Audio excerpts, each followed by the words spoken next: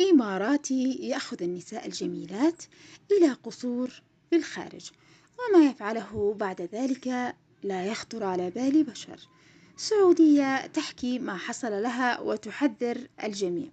من أبو خالد، خصوصا بعد أن ثبت تورطه بذلك، بالإضافة إلى عشرات ملايين الدولارات التي تدفقت إليه من مصادر مشبوهة بحسب كلامها. تقول المصادر أنه استهدف الفتيات التي ينحدرن من عائلات يمنية فقيرة وبنات وسعوديات، وتكون البداية من خلال طلب أيديهن للزواج، ومن ثم نقلهن إلى مقر إقامته الحالية في دولة الإمارات، وهو بذلك يسعى إلى استخدامهن سلعة للإتجار، حيث يقوم بتطليقهن بعد وصولهن وزواجهن من آخرين. فضحت جانب من ذلك زوجته الخليجية ذات الجنسية السعودية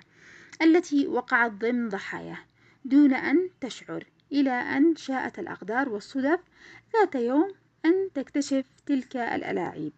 وفي سياق عرض الزوجة الخليجية أم صدام تفاصيل مكايد الزوج أبو خالد، قالت أنها وقعت ضحية تمثيلية، حيث قدم نفسه في أحد عروضه الوهمية على أنه رجل أعمال يمتلك عقارات وأبراج في دبي، ليطلب يدها للزواج لاحقا حينما علم أنها تنحدر من أسرة ثرية، وبدورها وافقت، وقالت لنفسها أنه من غير الوارد أن يكون طامعا بثروتها أموال وعقارات، باعتباره رجل أعمال غير مدركة ما هي حقيقته. لم تكن تدرك أم صدام أن هناك محتال بهيئة رجل أعمال يحفر من تحت أقدامها للإيقاع بها،